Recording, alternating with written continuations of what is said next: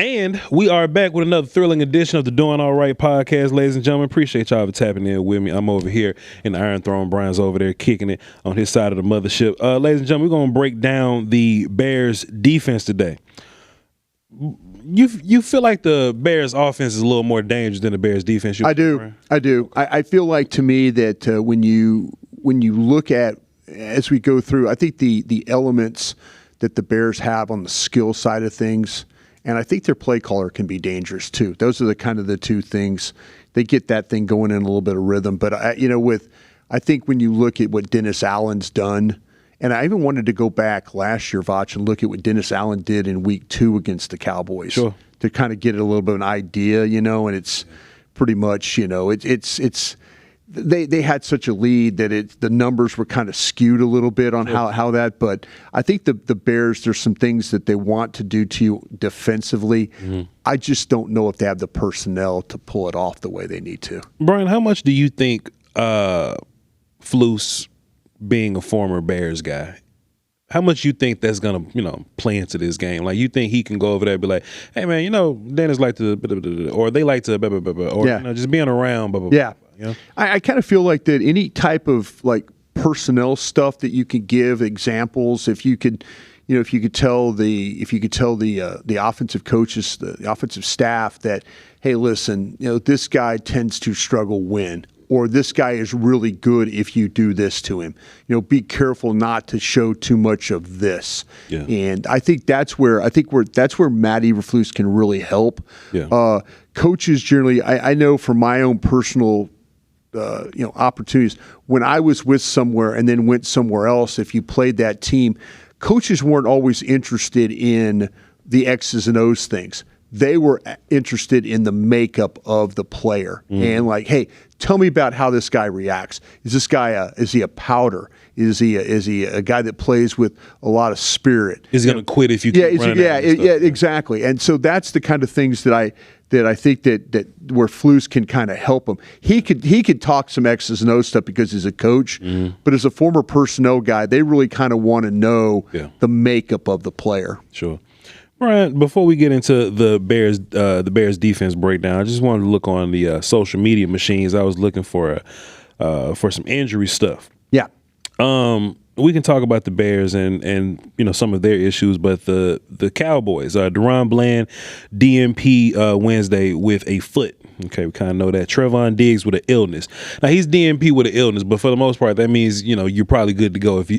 Hopefully so. Yeah, that shouldn't be a problem. Tyler Guyton got a shoulder, but he was limited. Not a DNP, so he practiced. Right. Not all the practice, but he was hurt with a shoulder. Did you notice anything about Guyton's shoulder getting hurt or anything? No, I mean, you go through that game, and everybody seemed to come out of it no worse for wear. Probably just the fact that it had to get extended. They had the extra period and stuff like that, but there was nothing on the tape that led me to believe that Guyton was dealing with anything. It must have been something that popped up, Monday, Tuesday, and then the trainers were like, listen, let's kind of let him, take a break here and kind of get things, regroup a little bit.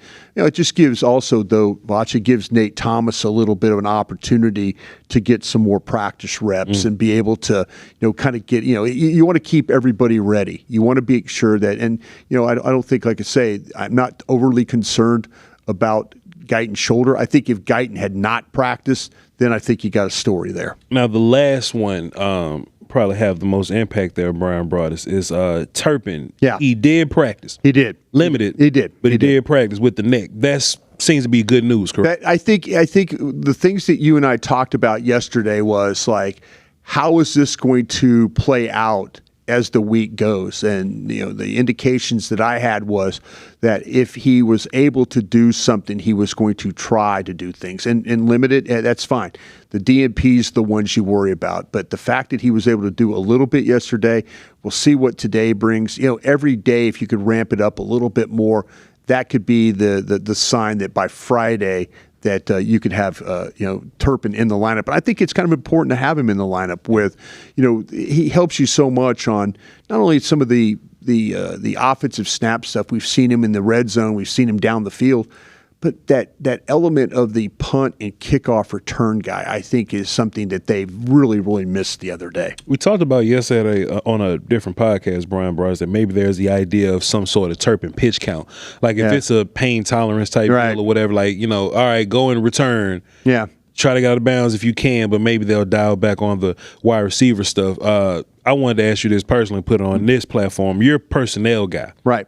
And your job is to go get players. Right. If he can play, you want to play him, right? Right. Absolutely, yeah. Okay. I think the biggest thing here, Voch, and I think you might agree with me on this, and if you don't, it's a nice little debate. Sure. To me, there's nobody behind Turpin that stepped up and made plays. There's nobody, when you start to talk about the Tolberts, and what they've done, and Flanoy, and anybody that's had an opportunity to step up and potentially be the third guy. It would be real easy for me to say, okay, we could scale back what they're doing with Turpin and just limit the reps and hey, use them in special situations. But to be honest with you, I can't afford to do that. I need him out there making plays, potentially being a red zone threat. He had a touchdown the other day, catching first downs, the backfield stuff, anything. But the problem is that none of the other wide receivers behind him have pushed me or believed me or have pushed me to believe that Turpin needs to come off the field right now. I think that's something that if that was the case, then I think it was something that they would do. But they're trying to push for him to get ready because we haven't seen that from those wide receivers. Bryan, I don't know if you watch this. Because you're an older gentleman. You might just keep it football. But, I'm young. I like all the social media games, Did you watch Sounds of the Sideline? I did not see it this week. It's okay. You're an older gentleman. It's okay. No. And you know what? Sounds of the Sidelines I do enjoy because it reminds me of the times when I was down there watching games on the sidelines. Yeah. So it's a great segment that they do every week. There was a portion on Sounds of the Sideline. It was towards the end of the game. They was making their plays. They was driving anything. And if y'all in the comments or whatever, y'all please tap in and let me know if y'all saw this. But Jalen Tolbert was sitting on the bench just sitting down, and this was after some touchdown, the Pickens touchdown probably. But on that drive, Tolbert did have a big catch. Right. It was his only impactful catch of the game. 11-yard catch he had, yeah. But he had it. Yeah. And CeeDee Lamb walked up to him on the sideline and said something to the effect. It's not a direct quote, but y'all can go and watch it. It was like, yeah, you finally can breathe now. You finally got that little monkey off your back. You can finally relax and settle in. It was something along those lines. Y'all can go in the comments, correct me, please. But CeeDee Lamb walked up to Tolbert and said that to him. You get a lot of clues and hints from Sounds of the Sideline, right, Bryan? You think, Tolbert's rookie year, there was a lot of mental stuff going on. Sure. You think Tolbert's kind of running into that same problem now? And it could be Pickens is here, competition. It could be him not living up to, his third round draft, situation, whatever. Or the idea that, Tolbert thought that he would step up and be a dude in this offense, and he hasn't so far, Bryan Broaddus. Do you buy into that at all? That maybe some mind games are happening right now? No, I absolutely buy into that. Here's a guy that has been wildly inconsistent as a player, and we've talked about this. And I think Tolbert. I think that he's a guy that could be very sensitive about things. These players, they want to come off as tough guys. And when they say, I say tough guys, yeah, it's a tough sport and football's tough, and these guys that play are tough guys. But they act like tough guys and they say, I don't always hear this. I block this out. I do this, I do that. I don't think that's the case with Tolbert. I think Tolbert has heard over the years that he has been inconsistent, that, and he wants to, does he want to perform well? Does he want to score touchdowns? He did. Yeah, he's capable of doing those things. But it's one good game, two bad games, one good game, three bad games. I mean, he has not done what we all believed. And I take some responsibility. Watching him play at South Alabama, you saw a guy that was one of those dogs. You saw a guy that go get the football. You saw a guy that will, after he'd make a catch, he'd turn around and taunt a guy. You saw a guy that played with that kind of fire, that kind of passion. Right now, he seems like a guy that's very much trying to find that guy again. And that guy might have already left the train station. But there's a lot of pressure on him because we've talked about what he was. And maybe he is not that guy. maybe in college football at South Alabama, he was that guy. But in the NFL, it doesn't appear, Voch, that he is. And I think it really bothers him. I think he wants to play at a high level, and we've seen him play at a high level. Yeah. It's just not very consistent with him, and I think that bothers him the most. I just went back to check. CeeDee Lamb walked up to him and said, "Now you can breathe." Yeah. I wonder what that means. Well, I just wonder what that means. It's probably a lot of pressure on him. I mean, there's a lot of pressure that he. But you would think it'd be less pressure, right? Like, oh man, Pickens. No, even less coverage now. They see what's going on with Mozzie Smith and all these guys. I mean, this media group, we might not be Philadelphia or Boston or New York or anything like that. But we watch these games. We study these games. Yeah. We look at scheme. We talk about guys that are playing well, guys that are playing poorly. Players, I say it again, players act like they don't hear you. They hear you. If they're not hearing you, somebody in their family is hearing you, and they're telling their family member, hey, so and so's talking about you. But there's legitimate pressure. This was a guy that they talked about when he came in the draft, of picking in the second round. Yeah. There was a lot of praise put his way when he was drafted. He has not been the type of player that we all thought he was going to be coming out of South Alabama. Well, Mozzie's sick of me if he hearing what I'm saying, Brian. Well, no, that's the thing about it. I think all these players. Let me ask you this. Please. Let me ask you this. Do you feel like Mozzie Smith's kind of comfortable right now? Yeah. Out of sight, out of mind. Sure. No pressure about having to make plays. No pressure to do anything. We haven't said Mozzie's name inactive. We're inactive. Hey, man. Nobody's getting on me. Yeah. Game checks coming every Tuesday. I'm not getting whooped on the field right now. I'm just nobody's talking about me. Yeah. And it got to the point where it was Mozzie Smith, like initially inactive. Mm-hmm. Now it's Christy Scales tells us before the game on the Cowboys pre and post game show or the pregame show. She goes, and Mozzie Smith went inactive, and we don't even bat an eye. Yeah, don't even bat an eye because that's what we figured. That's where you are now. Yeah, yeah. We're to the point where we're comfortable that Mozzie Smith, and you know what? Yeah. It's a way like we're looking at Mozzie Smith and saying, you know what? Sorry, Mozzie Smith, these defensive tackles are doing a pretty damn good job. Mm-hmm. We don't need you today. We don't need you playing. Yeah. So it's not the point. And I wonder if we're getting that way a little bit with Blue. I think it takes a player in front of you playing well. Yeah. For us to not think about it. Like when Mozzie was needed and you needed Mozzie to play better. Yeah. That's when we're very critical of Mozzie because Mozzie, we need you to play better. Yeah. Kenny Clark make a lot of people shut up about Mozzie. Or even think about a guy like Jalen, I don't even know these kids' name after they got cut. Wide receiver, Jalen, that just got cut. Damn. Cropper. No, not Cropper, the other Jalen.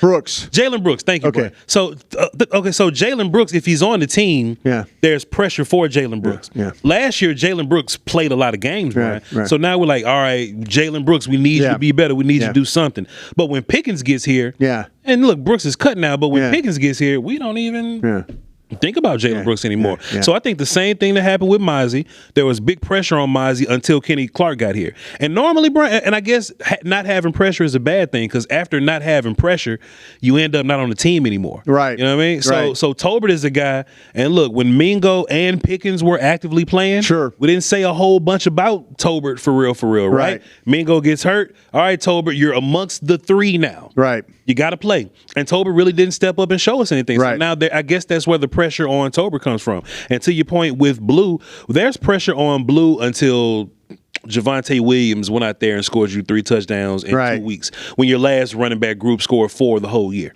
You know what I'm saying? So now we're at this point to where, hey, whether if Jadon Blue steps up or not, I mean, we got Javonte. You would love for Jadon Blue to step up, but running back ain't terrible right now. I would love for Jadon Blue to take that next step, but to your point, Bryan Broaddus, I ain't really been thinking about him that way. See, initially I thought, man, I'm like, okay, he's inactive. Boy, that's a tough break. And then you start to kind of hear front office, coaching staff, and talk about what he has to do. But you're right. As long as people are performing, as long as you have the Clarks of the world and the Williams of the world, guys like Mozzie Smith and those and Blue right now, a little bit out of sight, out of mind, and I think Cowboy fans no longer are kind of wondering. It's like, all right, wait, we don't need Mozzie Smith here today. Yeah, we don't need Blue here today. And I'd like to see Blue play. Sure. I really, really would. I would love to believe that something is going to flip the switch in him, and then all of a sudden he's going to be that guy. So I'm really kind of looking at this thing from the perspective of, if these guys are not part of it, then so be it. That's shame on them for that. I'm trying to give Williams 20 carries and five catches. I'm trying to see what that looked like, Bryan. Sure. But anyway, we got to break down the Bears. Yeah. Man, Bryan, I was watching the Bears, sir. And they have an interesting combination of things that they do. Yeah. That pair with their personnel that I think give the Cowboys some advantages. They can give the Cowboys some problems too. Sure. But I think they really give the Cowboys advantage. This is a combination of things that the Bears got going on. They got a bunch of hurt corners right now. They do. Got a lot of hurt corners right now. They got like 3 of them down and one of their linebackers. Cool. Nobody's going to feel sorry for you. Nope, not at all. Yep. We got hurt people too. Yep. They like to walk up and press their corners too, Bryan. They do. They do. And I think the Lions noticed that. Yep. And when you walk down and press the Lions, on top of the idea that you can't get pressure up front, a lot of deep passes get thrown right behind you. Bryan. They do. You know what I'm saying? So I think this would be a very interesting time for the Bears to want to keep doing what they've been doing. Because if the sounds like a very familiar situation. Sound like the Cowboys the same way. I need to adjust, huh? Yeah. If the Bears walk into the Cowboys game with this same formula of they're going to probably rush 4, right? They're not going to blitz a whole lot. Right. They're going to press their corners on the outside. Uh-huh. And if their D line can't get home, you get a bunch of time to throw the football. Right. I think you can put a lot of points up on this Bears defense, Bryan. Yeah, I kind of feel like, to me, the Bears, I don't see a great pass rush. You played a team last week with the Giants that had a lot of young players, but really, really, really talented pass rushers. And so now when you watch this Chicago team play, I think they're really kind of deficient in a couple of areas. I think the pass rush is a deficiency for them. I think they're deficient at nickel corner right now too, and I think that's going to be a problem for them. I think Kyler Gordon not playing in this football game puts them in a bind, and Nick McLeod has been the guy who has taken over the nickel role, and I anticipate this week, if you don't have pass rush, then all of a sudden it's now you're putting your cornerbacks in a bind, and now you're playing a lot of man coverage. But I would keep an eye on Nick McLeod, the nickel, in this game, because I think that the Cowboys are going to find ways to get guys on him in the slot, and they're going to make him have to play in this football game. Yeah. And I think that Dak Prescott does a really, really good job of finding those types of guys in the secondary. We kind of like always point out, oh, hey, you need to go after this guy, or hey, you need to go after this guy. But this, to me, is the blinking light in this Bears secondary. That nickel corner, especially if you could get Lamb up on top of him a couple of different ways, I think that'll play to a big, big advantage for this Cowboys offense. Bryan, I feel like if Kyler Gordon and Jalen Johnson were healthy, I think that this combination of they would be much better off. It'll make more sense because you can cover better in the backfield. Absolutely. And maybe that'll give your pass rush a little bit of time. Right. But now you got corners that I don't think they turn and run very well. Nope. Former Cowboy legend Nashawn Wright, yes, sir, has been out there, and Nashawn got a pick in week 1, but it's because they throwing at him. It's because they're looking to throw the ball right at him. The Lions continued the trend. I mean, they threw at everybody, right? But they made sure that they went to go find Nashawn Wright, and I think they kind of put a big blinking light on him. Yeah. You know, so now if that's going to be your guy, and Stevenson and Nick McLeod. Yeah. I think you can find all those guys. Yeah, sure. I don't think nothing's keeping you from looking for them. So if you're moving Lamb around, this isn't and I'm trying to be humble and respectful about this thing, right? But this is the least talent rich defense that you've seen in the past 3 years, in the past 3 weeks. Right, absolutely. The guys that you played last week, at least that pass rush will give your offensive line problems. They will. I think if you just kind of block Montez, I think that they'll block themselves for the most part. Yeah. Grady Jarrett is an older character, but he still does some good things in the run game, but it's just not showing up in pass rush department, right? Javon Dexter is their 1/0 tech guy, Brian, and he's not going to give you much pass rush. But we did talk about Dayo Odeyingbo. How we say it, Bryan Broaddus.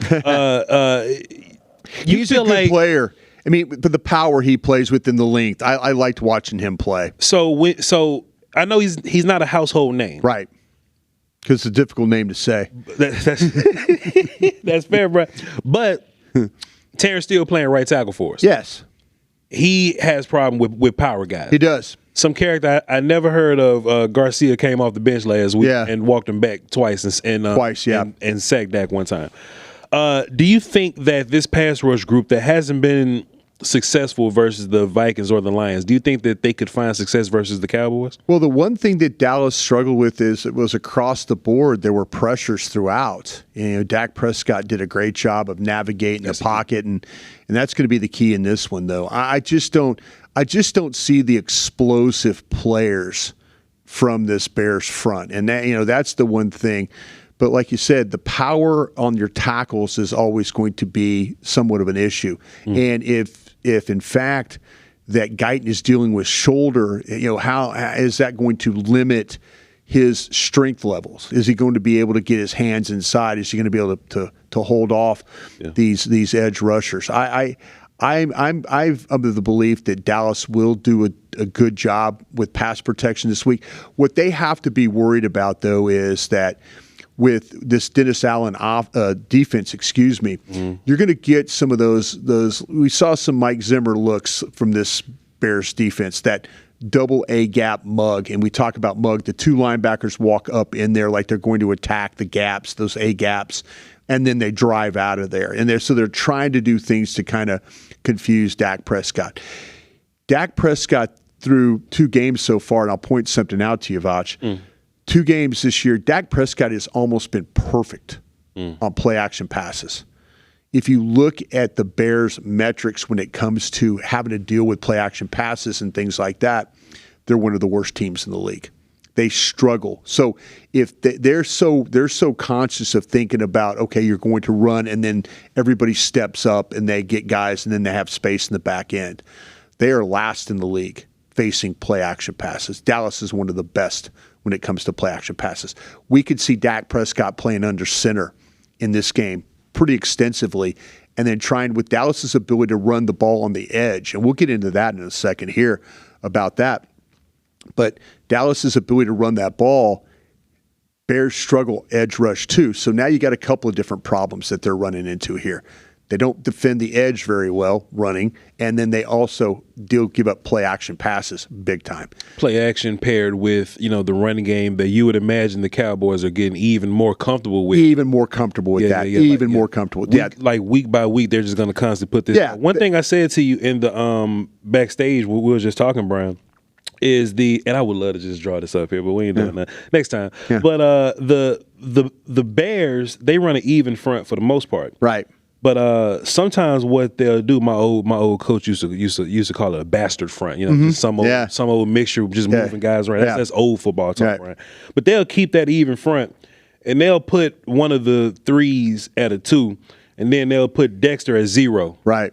Head up over your center. Right. And then they'll cheat one of the ends to the inside, almost head up over your tackle, and then they'll put a linebacker on the outside, right? Right. That's normally not a bad thing. Some people call it like a 4-3 under, depending on what it is. Right. But the edges don't maintain properly. The edges don't contain properly. They like to run upfield. They do. If that's the bastard look that you're gonna go with, you need the edge to like stay at home and be stout, more like a 3-tech almost, right? Yeah, but almost like a 5, like that head up, like sure. Yeah. So when the edges kind of run upfield a little bit, I just go back to my old days. Like, damn, boy, man, we used to run counter. You're seeing counters. You're seeing counters because what'll happen is the edge will run down, right. and there's a bunch of space between him and the backer now. Right. So now if you're going to pull somebody in that direction, it's a lot more room at first. Because at first it was evenly distributed. Right. But since you bumped Dexter down to a 0 and the edge down to like a 4, like a 4-eye, right, you're moving everything over. Right. So just run to that other side, right, and kick it right up that damn. I was like, man, I was like, you can really hit the edges on this. Yeah. Thing. Lo and behold, Jahmyr Gibbs, yeah, beat him upside the damn head with these outside runs, C gap runs, right. B gap too, but the C gap outside runs really beat. Yeah, this is the thing, and I really that's a great analysis of where this is at, because I mean Detroit could do some creative things running the football. You and I were talking about it in the pre-show there, where like they took their wing and they let the end come up the field and they cracked the end with the wing or the tight end or the H, cracked him and took Penny Sewell and blocked him out on the linebacker, and it just created this gap off the edge, and you're kind of like going, wow.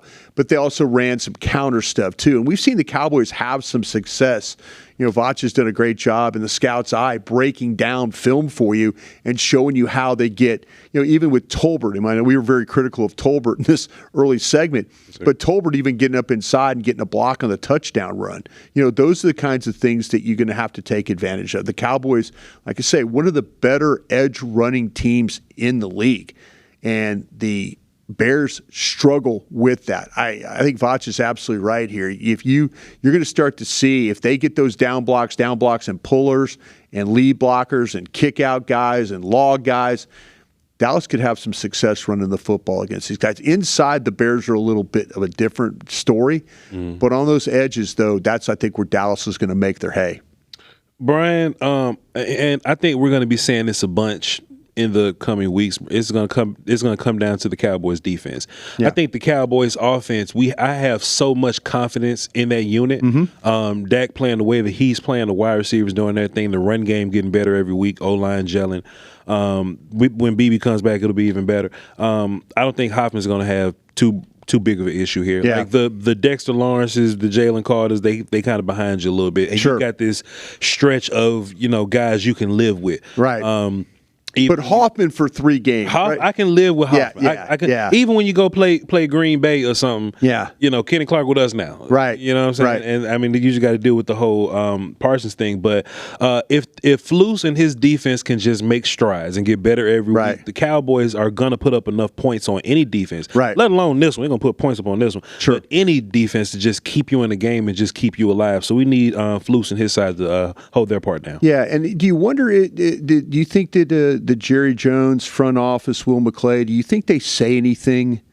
Do you think they go into Flus and ask him some questions and say, hey, listen, are we sure about Donovan Wilson doing this? Are we sure about, to me, if I was in the player personnel department, you know, and I had an upper position, I'm not saying if I was a area scout or anything like that. Will McClay. I would, and Will knows defense. Yeah. I would walk in there, I would say, hey, anything different about Donovan Wilson? Is there something we could think about? Wanye Thomas, maybe if you want to do that, or maybe playing that guy down. Do you think those discussions are being had right now? Or is this who we are and we're going to be who we are? I hope that is not who we are. I would assume that.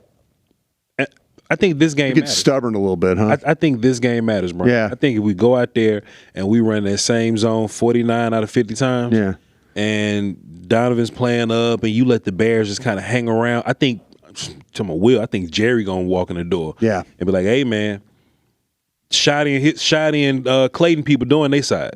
Offense is doing their part. Right. You know what I mean? And the Eagles game is cool, but like, man, it's like that one thing that whoops you badly. Yeah. Is like Jalen Hurts running, but why it takes so long to deal with that? Or the deep ball over the hashes or whatever. Like why is that one thing? Like you do one thing well, but you do where's the complete defense coming from? And what can we do to make the defense complete for the rest of the way? Yeah. You know what I mean? This has to be more than just this is a new defense. We're just figuring our way out. We're gonna keep running zone 49 out of 50 times. We just got to be better at it. It can't be that. Is he worried about that he doesn't think his guys can cover?